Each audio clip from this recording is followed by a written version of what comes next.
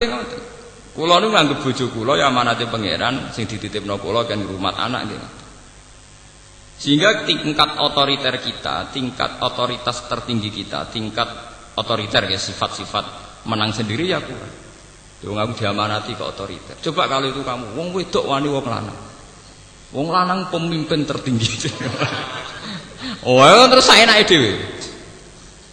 Makanya itu ada orang salah langkah itu ya dari awalnya cara berpikir salah. Makanya kalau maknani wau tamlikuna khuzaina rahmati rabbi ngrasa duwe. Sebenarnya dia tidak pernah punya tapi ngrasa napa? Ngrasa. Coba kalau zaman Kanjeng Nabi nak nglatih wong lomo itu gampang. Pancen Nabi wong pinter tidak nglatih. Misalnya ada cerita gini, ini jadi pelajaran bagi kita.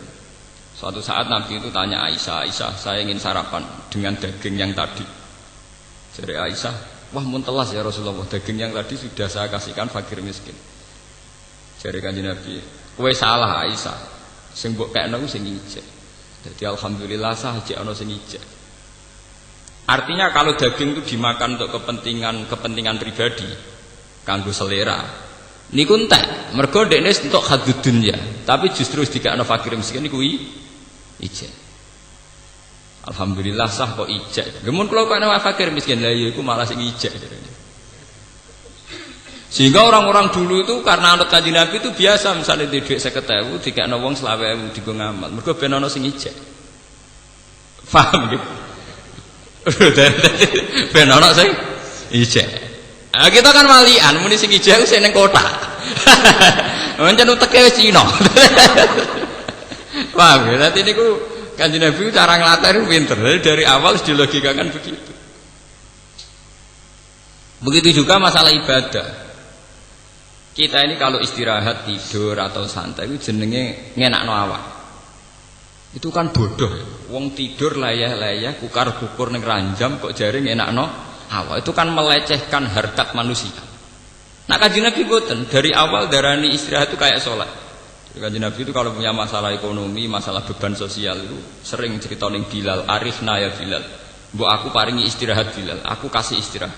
Apa istirahatnya Nabi? Yaitu saat Bilal azan dan bergegas melaksanakan sholat. Sampai Nabi ngendikan wa qurratu aini fis sholat. Aku itu tenang nak sholat Bilal. Sehingga beliau tersiksa kalau tidur itu tidak merasa nyaman karena menunggu sesuatu yang disenangi Nabi yaitu sholat. Sehingga kalau sholat, kalau kita akan kebalikan, sholat itu problem. Mergo ganggu wong tuh. Kalau Nabi kebalikan, titah manusia sing seneng turu seneng istirahat dianggap problem. Karena beliau sauk isek cepet-cepet napa sholat. Sehingga kalau Nabi pas sumpek, pas sedang ada masalah sosial atau keluarga niku, ngendikan teng Bilal arifna ya Bilal, mbok aku dikasih istirahat. Niku nak Bilal sekali azan. Niku Nabi wajah kita berbinar-binar senang. Dan itu rahasia bagi Aisyah, sudah rahasia keluarga. Do senang semua keluarga senang. Go Nabi badhe napa? Salat. Nabi ketok ceria, ketok senang. Go Nabi sendiri mbak dawuh wa qurratu aini fis salat. Sehingga dengan cara berpikir begitu itu beliau mudah sekali atau yang meniru beliau mudah sekali melakukan tatajafa junubuhum anil madhaji yad'una rabbahum khaufan wa tama'an. Karena muslim sejati kan logikanya gampang. Masa saya orang yang punya akal, punya iman, nikmati kukur-kukur ning ranjam, ambek molat-molet. Mestinya aku luwih nikmati datang mencari Tuhan, yad'una rabbahum khaufan wa tama'an. Bercengkrama dengan Tuhan, bermunajat dengan Tuhan. Sehingga ketika bercengkrama dengan Tuhan, munajat, tahajud itu nyaman. Sehingga nganggap tidur itu problem. Hanya itu kodrat manusia ngantuk ya kita tidur. Tapi dari awal dianggap problem. Ibadahnya yang dianggap satu pesta. Satu arus, satu nopo pesta. Paham ya? Nah kita kan walian. Napa? Ya. Tahajud dianggap problem, kukur-kukur ning ranjam dianggap pesta. Ini kan bodoh. Tobat ya aja ngaji niki napa? Tobat. Itu penistaan harkat manusia. Paham? Penistaan harkat napa? Kita yang katanya punya akal, punya visi modern, jebule ngledek mbok seneng kukur-kukur dhuwur ranjang. Bagaimana orang kaya ini punya harkat ketika pesta dengan Tuhan, munajat dengan Tuhan, dianggap sebuah problem. Akale ning ndi? Wong pesta ambek pangeran dianggap problem. Dan ini yang dilakukan para nabi. Sampai Sayyidina Umar ketika kena panah dan ketika ditarik itu sakit. Mergo panah itu bentuknya kados pancing, tambah mlebu ditarik tambah sakit. Mergo bentuknya kados pancing wonten grendele. Apa kata Sayyidina Umar? Ya wis mbok jupukna aku pas salat. Ketika beliau pas salat dijupuk niku mboten krasa. Aku salat wis ana salam krungu. Ana apa ya krungu. Paham ya, itu jenis al-bidayah lahian nihaya. Kalau kamu dari awal cara merekonstruksi pikiran salah, jadi kamane background cara berpikir salah, nggih salah terus. Misalnya lomo gini ngoten, carane lomo piye? Dari awal kita jangan menganggap kita punya harta. Kados kula lah contoh yang saya alami. Kados kula ngaji begini itu dari awal niat lillahi taala. Ya sudah saya nyaman. Pokoknya mulang Quran aku seneng. Mergo iku kitab buah, sudah. Sehingga saya tidak mudah kecewa tentang fasilitas, tentang hak-hak saya. Coba kalau dari awal saya punya tradisi transaksional, ngaji gak diregani ngene niku lara kabeh, ngati ya lara ya rapat ikhlas ya. Itu kan karena salah awalnya. Makanya ulama-ulama dulu mentradisikan orang harus cara berpikir kata Sulam Taufik, kata Sulam Sabinah, ya kudu minallah wa ilallah wa billah. Sing cara wong latihan ngaji ngrujukno bingung min huwa la huwa bi. Maksudnya minallah wa ilallah wa billah. Kita punya rahmat begini ya, kita iman dari Allah. Kemudian rahmat ini kita salurkan, kita ngajar, kira sedekah juga karena Allah. Punya kekuatan itu semua juga atas nama rahmat Allah. Sehingga itu membunuh keangkuhan, membunuh kepikiran, membunuh hal-hal yang jelek. Tapi dari awal kowe ngrasa dhuwit ku wae. Ketika sedekah ning wong ya ngrasa wong utang jasa mbek kowe, mengko dhuwit iku jare wekmu. Wong iku utang jasa ning kowe. Lah nek kowe didik 10.000 iso dadi pahlawan, kok pangeran sing di bumi ra dadi pahlawan, tekemu beda kok endi. Kowe semper ta semper. Mulan bener Quran ana wong ra ikhlas diarani kaumun sing layak kilun, wong ra ndek akal. Wong ra ikhlas cara Quran wong ra duwe napa? Akal.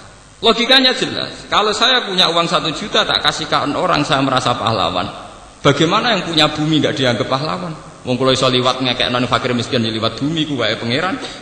Engko aku di dhuwit padel jagung sing gawe jagung ya pangeran. Misalnya aku mergo dadi visioner dibayar dadi profesional sing nekdir rahmat iku ya pengen. Lho saiki didik 1 juta tak kekno fakir miskin iso undat-undat. Iku nek rasane semper wong. Makanya ikhlas itu logika tertinggi. Saya itu pernah seminar teng Jogja ditakoki, kenapa Pak umat Islam menyarankan ikhlas? Jawabanku enak. Ikhlas adalah logika tertinggi seorang manusia. Karena dengan ikhlas artinya kita berpikir objektif. Jika Anda punya uang 1 juta kamu kasihkan fakir miskin dan kamu merasa itu uangmu, itu namanya tidak rasional. Bagaimana Anda merasa itu uang kamu? Ya, karena yang kerja saya. Kamu pakai apa kerja? Pakai tangan kakimu. Itu yang bikin juga Allah. Semua itu ciptaannya Allah. Kamu bisa melakukan itu juga ciptaannya Allah. Bagaimana mungkin kamu merasa kalau uang itu milik kamu? Makanya sama-sama ngaji Quran, nak wong alim yang kastanya tinggi, tentu dia akan baca walillahi mulkus samawati wal ardh, bahwa semua ini milik Tuhan. Ya akhirnya bisa melakukan innama nutimukum liwajhillahi la nuridu minkum jazaa'aw wala syukur. Aku ngekei mangan kowe iku ikhlas, ya ora kepengin mbok wales, ya ora kepengin kata matur nuwun. La nuridu minkum jazaa'aw wala syukur. Karena logika ikhlas itu paling gampang. Kulo niku mboten nyesal misalnya sampeyan dadi kiai bubar ana sing seneng, kulo mboten nyesal. Semua amal yang saya ikhlaskan itu pasti abadi di depan Allah. Meskipun mungkin cara lahir ada genjang-genjing di kehidupan ini. Misalnya rasanya jadi kiai kadang yang naik turun gelombang. Nah, kulo mboten ate kepikir. Wong kanca-kanca kula sering konsultasi mbek kula. Gus sampe dadi kiai kok pede. Ngamal apik jera pede jawaban kula. Lah nek sampeyan misale Gus, jenengan ditakdir jatuh ora ono sing seneng kowe. Ora ono jatuh, nek ra ikhlas ku jatuh. Angger isih ikhlas ora jatuh.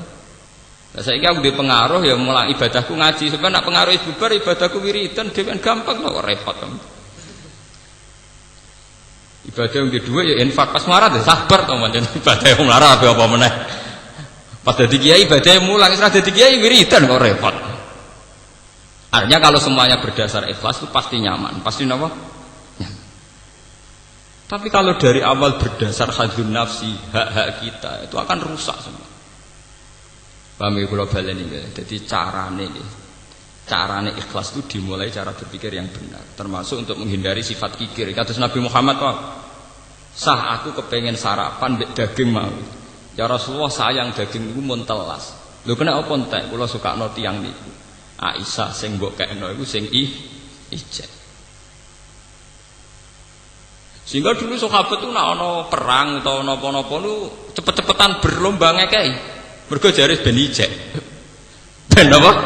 Ben ijek. Iki jenenge lantana lil birra hatta tunfiqu mimma tuhibbun. Sahabat Tolha suge-suge sahabat, duwe perkebunan kurma paling disenengi. Ketika ana ayat lantana lil birra hatta tunfiqu mimma tuhibbun. Kowe ora bakal entuk keapian nganti sedekah barang sing paling mbok senengi. Niku mikir, kebun mana yang paling dia senengi. Barang wis ketemu Beruha niku terus ya Rasulullah Beruha niku kebun kurma paling kula senengi, kula sakno jenengan. Nah saiki kan gak wis sedekah golek sing paling ora disenengi. Misale wedhus golek sing kuru, paham ya? Dhuwit golek sing raja. Nah, kan terus kualik kabeh. Ya karena dari awal itu nganggep sedekah itu yang abadi. Berarti nak sing tak kekno barang paling apik kok sing abadi tak panen ning akhirat ya barang sing paling napa? Apik. Karena konstruksi pikirannya sudah benar, otaknya sudah benar. Paham gitu? Tapi kita kan boten nganggep yang kita kuasai itu yang masih, yang kita kasihkan orang yang hilang. Begitu juga Nabi Ibrahim, terus Abu Bakar, Sayyidina Umar, orang-orang soleh itu begitu. Allah baleni malih. Jadi masalah cara berpikir itu kita harus anut Rasulullah. Di misalnya Nabi itu nganggap sholat itu istirahat, nganggap tidur itu kodrat manusia. Jadi tidur yang dianggap problem, bukan sholat yang dianggap apa? Sehingga coba sampean delok teng Quran, tatajafa junubu. Mereka mengangkat lambungnya, ngangkat songko tempat tidur, anil madoja. Lho bahasa Arabe nggon turu ora jenenge nggon turu. Nggon turu artine nggon setengah mati, nggon wong aras-arasen, nggone wong kukar. Sementara sholat itu satu pesta dengan Tuhan, satu komunikasi dengan Tuhan, Raja alam raya ini. Wong kowe ketemu presiden bangga mrakaruan. Mestinya cara logika kita, lo sholat itu harus kastanya tertinggi karena tempat di mana saya munajat be pangeran, komunikasi be pangeran. Sementara ranjam statusnya mau tempat tidur, tempat arasan. Dengan logika ini kita mudah sekali mengorbankan sing jenenge tempat tidur demi sholat. Paham ya? Nah, tapi itu dari awal cara berpikir orang ngono. Jak ngantuk ana adzan. Waduh. Waya nyep pisan. Oh, dua dasar setengah munafik. Itu dalam terminologi Quran bahasa ekstrimnya itu setengah munafik logika begitu. Itu sing disebut Quran wa idza qamu ila sholati qamu kusala. Wong munafik ku salat tapi rasa-rasen. Dadi nak salat yo ana rasa-rasen iku ana semi munafik e cara Quran. Lho niki tenan. Niku wonten ayate. Nggih wa idza qamu ila sholati qamu napa? Kusala. Supaya kamu tidak munafik nak salat kudu trengginas karena kamu anggap itu pesta. Satu kehormatan di mana kita hanya seorang hamba diberi hak komunikasi dengan Allah Raja alam ini. Dia cara berpikir diulang-ulang, kados kula harus diulang-ulang terus. Ya Allah, saya sedang komunikasi dengan Engkau Raja alam ini. Engkau adalah zat paling penting dalam kehidupan saya. Engkau adalah zat paling penting dalam kematian saya. Sehingga diulang-ulang. Dan itu yang dilatihkan Nabi Ibrahim kepada semua umat. Ini gue inna sholati wa nusuki wa mahyaya wa mamati lillahi rabbil alamin. Ya Allah, Engkau zat terpenting. Karena Engkau zat terpenting, sholat saya demi Engkau, hidup mati saya juga di tangan Engkau. Wa bidzalika umirtu wa ana minal muslimin.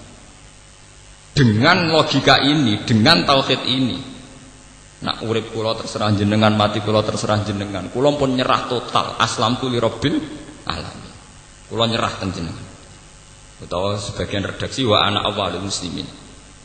Ya tapi tenggene umat Nabi tentu dirubah wa ana minal muslimin. Jadi terus total penyerahan dirinya pada Allah itu total. Dan ini rasional. Menyerahkan diri pada zat agung, zat paling penting. Luwih ra rasional meneh nasibku mbok serahno ning tempat tidur. Utang akeh masalah akeh sembah pokoke penting turu sik. Kowe turu artine rak nyerah. Semua badan kamu, akal kamu nonaktifkan, mbok offno. Mau mbok pasrahno tempat tidur. Paham? Lho ngono kok ngaku pinter. Paham iki apa? Paham? Ya kok ngaku soleh, kok mentolo, teke keliru ngaku soleh, ngaku lewat ngaji niki sampean akan tahu kenapa tidur dianggap problem, sholat dianggap pesta. Las kematian juga begitu. Kowe nak ndelok mati, wak wedi. Wong Indonesia melarat lah mati wedi. Oh, sak urip-uripe ora tau duwe dhuwit, urip disia-sia tangga, nak jenenge mati tetep napa? Wedi. Coba kalau logika kematian kita rubah. Kados sing diajarkan Jalaluddin Ar-Rumi. Alhamdulillah teng Indonesia nak tiang-tiang kuno itu melok Jalaluddin Rumi, meskipun ora asal usule tapi melok-melok. Meskipun akhirnya dipakai teroris. Jalaluddin Rumi itu seorang sufi zuhud. Beliau terkenal sekali, tiang Khurasan. Beliau itu hasil muridnya banyak, beliau pengaruhnya besar. Beliau saking senangnya Allah itu punya tarian isek yang disebut tarian apa? Rumi. Jadi nyanyi wiridan-wiridan sambil apa? Nari. Walhasil suatu saat mau tiba ajal, terus murid-muridnya nangis. Ditakoki Jalaluddin Rumi, "Kowe kenapa tuh nangis?" "Saya tidak bisa bayangkan jenengan mati, meninggal. Berarti jenengan terpisah dari kita." Jari-jari Rumi nangis, "Kowe keliru, kowe goblok. Kematian itu adalah hari pesta, malam pengantin itu." Jadi pertama sing istilahno kematian itu pengantin sinten Jalaluddin Rumi. Kematian itu malam jadi pengantin. Aku wis suwi nyesal. Mergo ora ketemu zat paling tak seneng, yang paling saya cinta. Maksudnya ketemu kue-kue aku nyesal. Mergo padha makhluke ra jelas. Aku kepengen nang ketemu zat paling tak senengi, paling penting dalam hidupku, yaitu Allah Subhanahu wa taala. Makanya beliau terkenal terus ngendikan, jadikan malam kematianku malam pesta. Diarani malam pengantin. Ini di karangan Sibul Arus ya. Malam napa pengantin. Lah terminologi iku delalah sing nganggo ra kowe-kowe iku, wong-wong Islam kan. Sing nganggo terorisme kedel-kedel. Oh, jenenge kiai biasa-biasa ini mbek mati wedine ra karuan. Paham ya? Jenenge nak lara iku dokter ya dinggo, dukun ya dinggo, saking wedine mati. Saking wedine napa? Mati. Nak dokter tok kuwatir lanane berkait santet. Paham? Nak dukun tok kuwatir lanane bersifat medis. Akhirnya dukun ya dinggo, dokter saking wedine napa? Mati. Wong Islam kok dimati ku piye? Lho kula nu bolak-balik lho ngalami kula nu selawasi anake kiai, saiki ya kiai. Lho niku nak wonten nggih ngoten lho cara Jawa wonten dom wonten apa mak geger. Gus golek dukun untuk cangkemmu kiai bukan golek dukun. Umpama aku mati kena santet, aku ora ngarah darani matiku krana santet, tetep darani matiku krana Allah Subhanahu wa taala. Lah soal cara lahir kena santet, aku plindes truk ya mati. Masa aku darani matiku kena ban truk ya ora. Tetep matine krana pengen. Ini biasa-biasa. Kula niku ora santet ya bedina ya biasa mawon. Lah misale sampean mati, ya kula ora ngrasa kalah ya biasa. Kalahku ya mek pangeran. Kadang kita ini hina. Wis mati kena santet, yakin nek sing mateni santet. Wis ketok kalah raja duk setengah sirik. Paham? Wis ketok kalah raja duk setengah napa? Sirik. Sacara kula nggih boten nerang arah kula darani matiku krana santet. Ya krana apa? Tapi cara lahir santet, soal cara lahir itu iso kena truk, iso kena santet, iso ceblok ke pesawat. Paham nggih? Tapi kabeh tetap kita ainul yakin innalillahi wa inna ilaihi rajiun, bahwa mati kita karena kehendak Allah dan kita kembali ke Allah. Lalu kalau kepenjingan nak mati ya pesta malam terbaik, hari terbaik. Dan itu orang-orang sufi dulu berdoa betul, wa khaira ayyami yauman alqaka fi. Orang-orang dulu pasti doa, Allahumma ja'al akhira kalami indantihai ajali la ilaha illallah. Tapi dan mereka berdoa wa khaira ayyami yauman alqaka fi, dan jadikan hari terbaikku adalah hari saat aku mati. Itu hari terbaik, hari terindah. Begitu juga yang dilakukan Bilal. Ketika Bilal badhe kabundut anak-anaknya nangis. Kowe kena apa nangis? Mugi jenengan badhe kabundut. Kowe aja nangis. Ghadan nalqal ahibbah Muhammadan wa hizban sing diriwayatno Imam Ahmad bin Hanbal. Ghadan nalqal ahibbah Muhammadan wa hisbah. Malah aku nak mati nang ketemu Nabi Muhammad, nak urip ra ketemu-ketemu. Lah wong Indonesia mboten wis kiai jarene wis duwe tauhid yo wong medine pol mek mati wis pol. Oh uripe selase kere lah ra tau di dhuwit utang akeh mati to wedi. Kula nu alhamdulillah rapati wedi kok biasa. Mergo tak latih betul inna sholati wa nusuki wa mahyaya wa mamati. Sehingga kita nganggap tempat tidur itu problem kodrat manusia karena kita ditakdir manusia maka kita tidur itu saja. Tapi nganggap sholat itu pesta, munajat. Dengan logika begitu kita kalau sholat itu seneng, kalau tidur sak kadare. Paham ya? Nah kita sering kuale, sering apa? Muga-muga lewat ngaji iki sedora kuale. Pancen wong gunane ngaji pancen sing kuale dadi ora napa? Kuale.